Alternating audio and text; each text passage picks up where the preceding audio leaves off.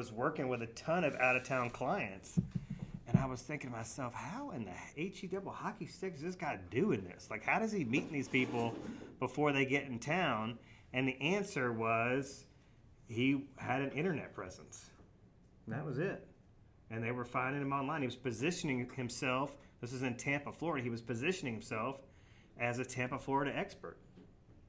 And he was a Tampa, Florida expert. So that's what we're wanting to do here today. We're also, one of the biggest benefits of YouTube, because I want you guys to think about this. So social media, there's new content, new posts being added to Facebook like every minute, right? And so it's kind of last in, first out. I mean, that new content keeps pushing down your content, and every time there's new content added, it's suppressing your content or making your content harder to find.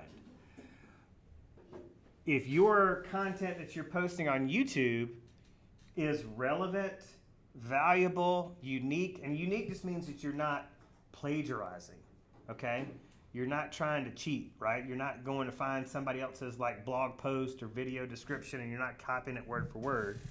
They want it to be fresh and unique. If you're going to get some demerits if you try to like rip off and duplicate on YouTube, it's got to be fresh. It's got to be new. It's got to be relevant. It's got to be unique. It's got to be valuable for it to work.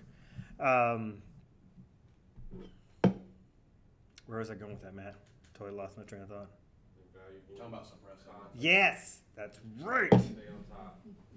I'm gonna get some. We need some gold stars in here. So YouTube is like out there for perpetuity. As long as what the content is about remains relevant and valuable and unique to the audience, it is gonna be out there working for you. It will never stop until you take the video down. So I like to point out things like this to get people excited about YouTube because, all right, so I asked the question, would everybody in the audience love to connect with buyers before they actually get boots on the ground here and start looking and get a referral from somebody at their job site, place of business? Because that's typically what happens, right? Yeah, it's scary. It's like you don't know where you're going, you don't know what direction you're going in. I mean, whenever I first moved to Birmingham 3 years ago, it was like very overwhelming. So let's think about too, what would be helpful for you, Bonnie, is to think about things that you were maybe trying to research online that you could not find.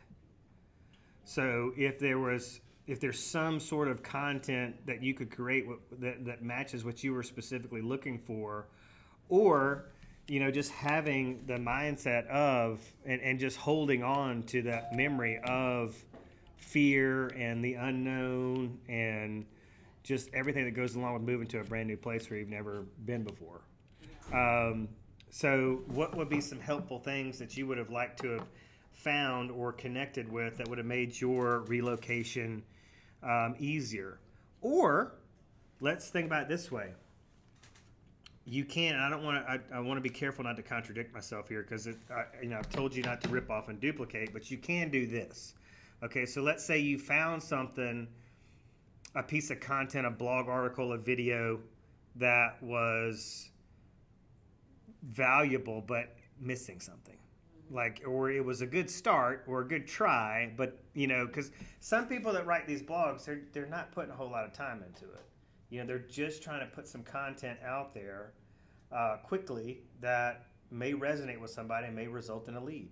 So maybe there's something that you can take and improve. And so you're not taking any of their content, their exact content, you're taking maybe the concept and you're improving on it. And that's a big strategy in YouTube. So I did this class in Mobile earlier this week. And one of the ladies in the class has a teenage, she's got several children, she's got some teenagers that have left the nest and some that are still there. But we were talking about prom dresses and prom season. And I said, well, let's use YouTube let's use the search engine on YouTube to see what kind of videos people are creating on prom dresses. What I was like shocked to see was the amount of views these videos were getting. And these aren't like professional views. It was like, you know, the mom, more likely than not, is filming the daughter coming out in these different dresses and probably doing, I didn't watch any of the videos, but probably doing a little twirl or whatever and talking about the latest prom fashions or the hottest prom fashions. So I'm assuming there's some that maybe have a lower neckline or backline or whatever. And God, like one of the ones was like 500,000 views. It was insane. So I was like, somebody in here needs to create a video on, you know, when prom season rolls around, what are the 2020, these are all like 2022 prom. So I was like, somebody needs to go ahead and get some 2023 prom dress trends out. Matt, I know you're going to be all over this. But you're going to have to wear the dresses. You're going to have to wear the dresses. That would be hilarious. And it would get tons of views. It would probably go viral. And I really think, No. I think you should probably write this down. These are views. You'll start getting Yeah. clientele that you weren't expecting. Once you start getting applications from the Quest, then you know you're too far. Well, listen, Adam, this is why you need to feel good, because Matt's willing to do whatever it takes to grow the business. And that's fine. Yeah, and I'll that's, let him. yes, I'll sit back and watch. that's what I do with Blake. Okay, I just let Blake go and wear the cowboy hat and wear the Speedo and all that stuff, and we just, you know. Hey, I'll be the first with the video with the camera there ready to record. All right, so before I move on from this slide, I want you to look at these two things at the bottom here. So better online presence, more organic leads. Organic leads means free. All right, so we're talking about this perpetuity effect of YouTube, and I asked you guys, like, nobody does not want to meet buyers before, you know, or when at the point at which they really start getting serious about moving here, before they move here. I would assume that it would be a resounding yes if I were to ask, does anybody not want to deploy a free 24/7 like public relations, like a sales staff that includes like public relations, lead generation, you know, like who wouldn't want to have a free sales staff? Anybody not want to have a free sales staff? So when you start thinking about why doing this, you know, this is the thing with real estate agents that is painful, is it just takes so much prodding. Like you've got to really get them excited about the benefits before you can ever hope to get them to buy into this concept.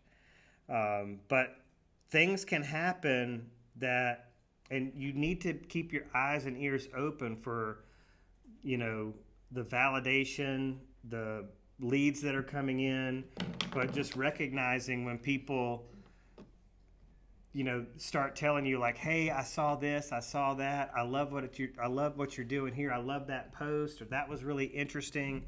But the biggest thing that can happen that I have found from my experience is sitting down.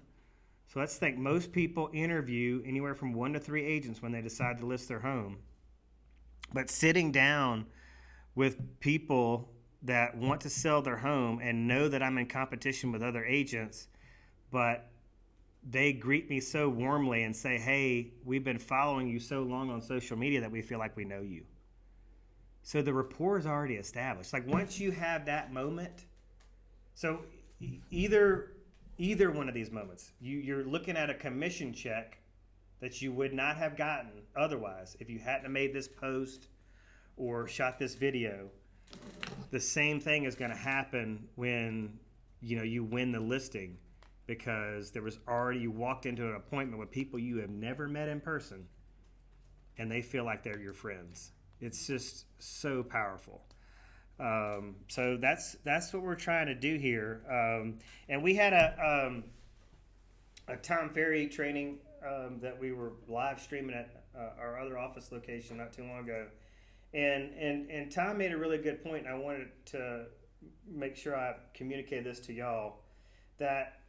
So let's look at this. So we're going to go to your YouTube channel in a little bit, Matt, and take a look at it. But, you know, I don't know, last time I looked, like one of the videos, I can't remember like what's the highest performing, but you got like 70, 80 views on one. Yeah.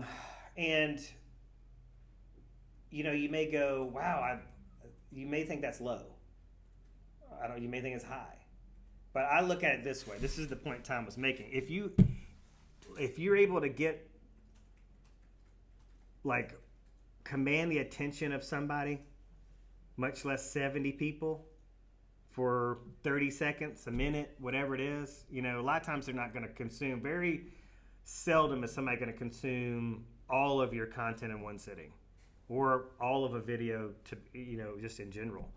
But just that little, whatever time they spend watching that video, you've just had like one-on-one time with that person. And probably you don't know that person, and it's just really, really powerful. So if you post something on YouTube and I've got some on my channel right now, and I'm playing with it, right? We're going to talk about the 3 kind of things you cannot screw up, or that you really need to work hard on this morning to activate the Google or the YouTube algorithm to get your content seen. We're going to go over those, but like, I have to play with some of my videos. Like, if my videos fall short, it's probably due to one of these 3 things we're going to go over this morning. But I look at it, if I get 1 view, that's an appointment, in my opinion. I mean, that has value to me. So, Well, I think just with mine, like, there's only, we have the property videos, but there's only 3 of the small business videos that we've been doing. Like, there's already like, hey, what business are you doing this week? And I've had numerous businesses reaching out to me, but it's like, people are obviously following it, and then every time I do a business, like, that business is obviously sharing it, with their circle, and then their circle is going to the YouTube channel and seeing all the other videos, and it builds on each other. So, yeah. like, each video is getting more and more views as we continue to post them. So. Right. It's like an open house too, right? Like, if all it takes is one, people, real estates have these like expectations that are just like off the charts. Like, they're like, if I didn't get 50 people in my open house, it was a bust. I'm like, it just takes one. It just takes one. And with these leads too, the leads that are going to come in from this content, and I need to like overstate this, over communicate this to everybody, but a lot of them are going to be garbage. They're just going to be junk. It's just going to be somebody that was curious in the moment. They don't have an immediate need, but I can tell you the worst thing you can do is blow them off and make them feel like they have zero value to offer. If they're not planning to buy or sell a property for the rest of their life, it doesn't mean they don't know somebody who is. Mm-hmm. So be mindful of that. It's all about developing a relationship and the lifetime value of this lead. You just never know where it can go. And real estate agents are notorious for wanting that slam dunk, home run. Every lead I generate has to buy or sell. It was a waste of time. And if they say I'm not in the market right now, most agents just go, you're useless to me. It's the craziest thing. Y'all frustrate me. Have I made that clear? All right, so let's go over the first thing. Like, irrefutable law of YouTube that I want you to understand is your audience. And the more, so Matt and Adam, their audience is in a specific geographical area. They want to keep their business in this triangle, so to speak, or maybe even a diamond if you add Coleman. Would that be appropriate? But they understand that if they try to do all of Greater Birmingham, they're going to have lackluster results. I mean, they're going to have a watered down approach. They want to make it so you can't drive through or drive from Gardendale, through Warrior up to Coleman without running into one of their signs. That's how this gets really powerful, is where you've got this online presence and you're starting to build a hyper-local presence through not only content, but your signs that are in the ground, and start building their brand.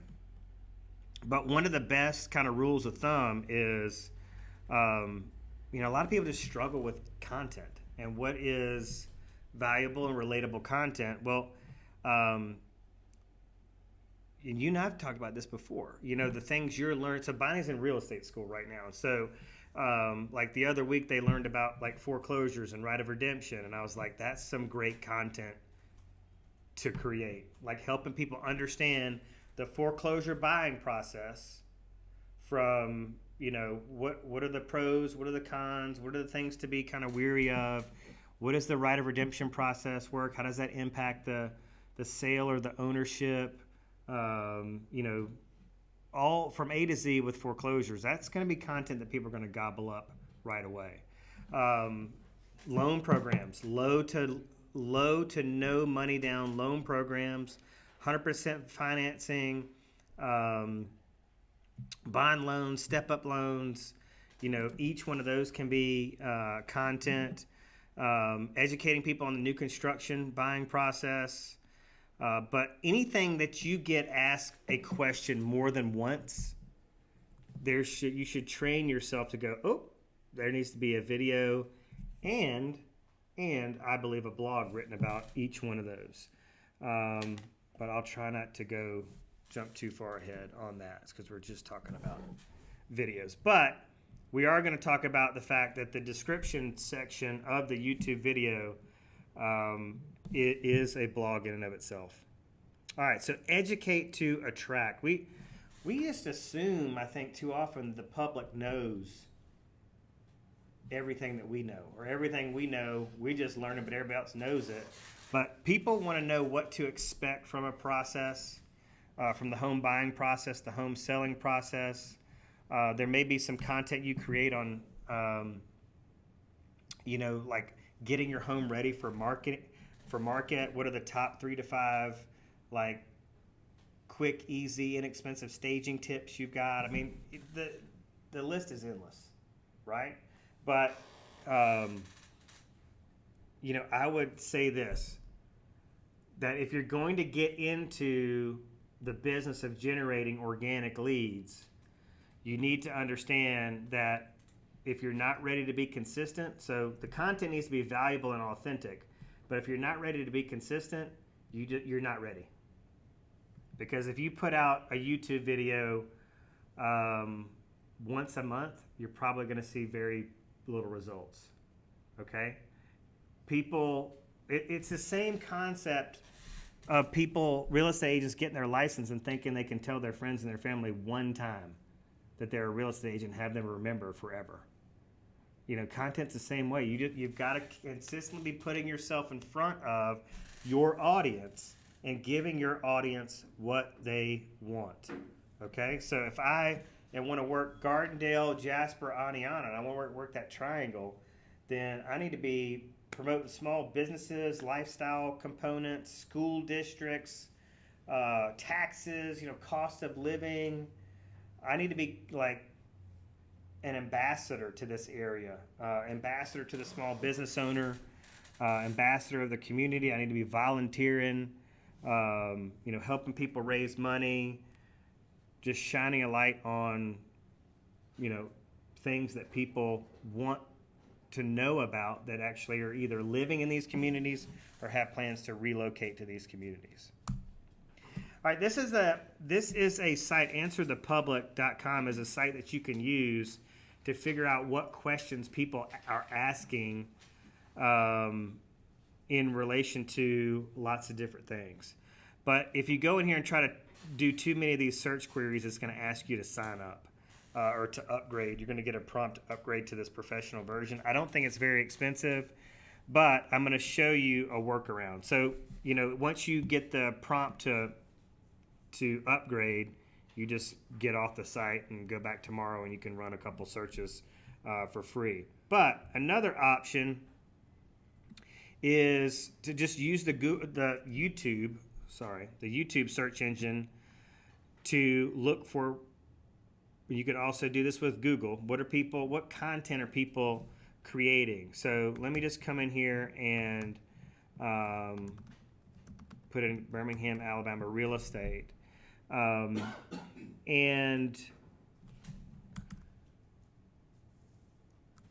let's see if we can get.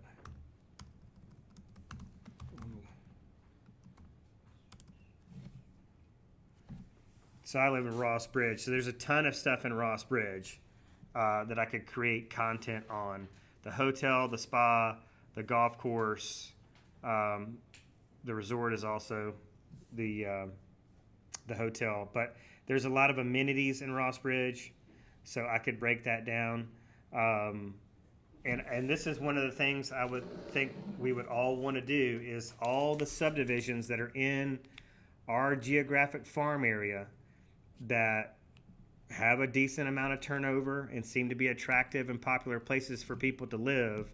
I want to create a subdivision video on these places. We'll talk about that a little bit later. And I would go in here and I would just run a search of these subdivisions and see what these are actual search phrases that people are typing into YouTube. They want to learn more about this kind of stuff. So we could do this for any subdivision in the area, any restaurant, hiking trails, gyms, you name it. What's coming, and we would want to think about what's coming up, like what are the seasonal things that are coming up. I know when some people relocate to a new area, they might look for an alumni association. There's a South Carolina Gamecocks like association somewhere around here, right? I don't know. Yeah, and so that tells me you don't want to join that. I don't. But there may be. But you got to think about this. Some people this is a thing too. Frisbee golf. We've had people move here and want to know where the Frisbee golf courses are. There's people that are in bowling leagues. There's people that dog people is one thing. Where are the dog parks at? Like you may want to said, I want to live somewhere near a park. Doesn't even have to be a dog park. It can be just a park. I want to live in a certain school district. This is stuff that you can very easily position yourself. Let me say simply and not easily. Very simply position yourself to really insert yourself into the conversation that they're having, either with themselves or with somebody else about moving here. And there's so many different variables of this. So this is the search engine suggesting or showing us what some of the top search phrases that are being typed in. And so that's just an alternative to answer the public. All right, so understanding the algorithm, here's where we're going to really get into the 1, 2, 3. There's just 3 things that we just cannot screw up. Sound, lighting, and batching are really, really important. So you can see that, if...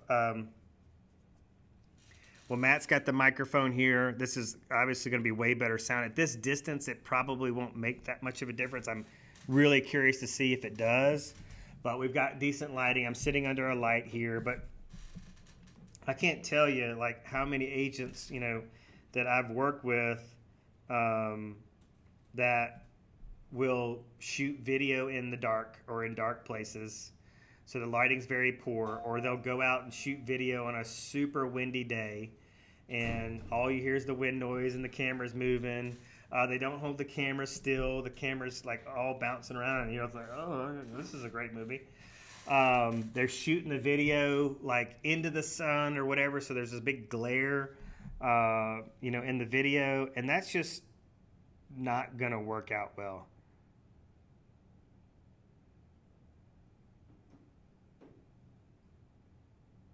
Let me just respond to this real quick.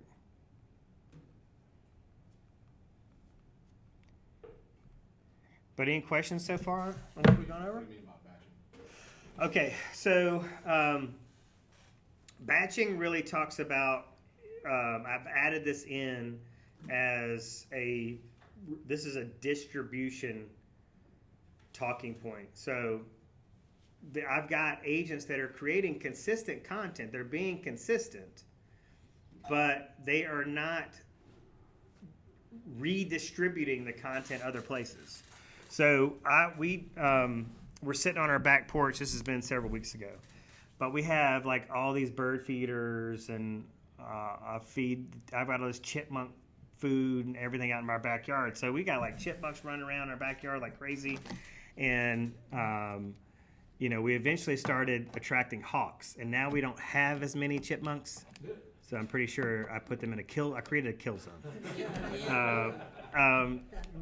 But we were sitting out there having coffee one morning, and this big hawk, big, perched on our fence right in front of us, and started making all this crazy noise, and then hopped off the fence down in our bushes and started had its wings flapping, and it's thrashing through the bushes, and I was like, oh my gosh, this thing's gonna pull out a chipmunk and rip its head off in front of everybody, and this is gonna be bad. Kids are gonna be screaming, wife's gonna be screaming, it's gonna be this whole thing. Well, he didn't come up with anything, but it made for a super dramatic video, and I set it to music and put it out there. Well, I put it on TikTok, and it got 200 views or something. I put it. I get notifications every single day from Facebook that I'm getting a new view, a new like, or a new follower, because I put it as a reel. I posted it as a reel, and it's gotten over 200,000 views. So if I had just posted it to TikTok, I would. It's getting me followers, and that's what I want. Okay. So batching, what it really means is that, what we're doing here is we're shooting a long form video. So this video will end up being 45 minutes, an hour long, whatever it is, maybe even 2 hours, depending on how long I can keep y'all's attention. And I can post that as one long form training video on my YouTube channel, and then I can also splice it up and make shorter little videos from it.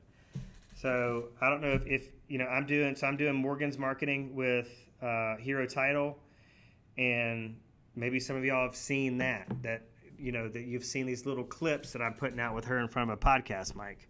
Well, I videotaped the interview, which was 30 something minutes long, and now I've got a whole 30-minute plus long video that I can put out as one long video. And some people may sit there and watch that 30 minutes, but most people are going to want to consume it in small bites. So I'm going to chop it up, and now I've got stuff for stories, reels, YouTube shorts, which we're going to talk about a little bit later. So that's what batching is. So let's say you're super, super, super busy. You've got, family duties in addition to your work duties. You maybe have kids that got to be run to practices and things like that, and you've got a busy work schedule. Maybe you're involved in a church and, a lot of different things, volunteering, whatever the case may be, or have a side hustle, another job. Batching can make this very easy for you because you can film yourself talking about something. So let's say you want to film yourself talking about the right of redemption or a 1031 exchange, or, kind of the ins and outs of a VA loan program. You may, Diana, my wife's in mortgage, and she was in this very training room. Marsha was here, and she was going over loan programs. Well, she went through every loan program, all the major loan programs. And on the VA loan, she just started going off about how real estate agents need to do a better job of advocating for veterans, and it was just a powerful soundbite. So that's what I'm talking about. Is that I have I can make this, I could take this video, this training that she did, and I can segment it out. I can make a bunch of different trainings. All right, conventional, FHA, VA, USDA. We did a bond loan. We covered a lot of stuff. So there's separate little training videos. I have one big one I can post. Then I can chop it up into all these different individual training videos. And then I've got all those little sound bites I can pick out and make those TikTok videos, YouTube shorts, all that kind of stuff.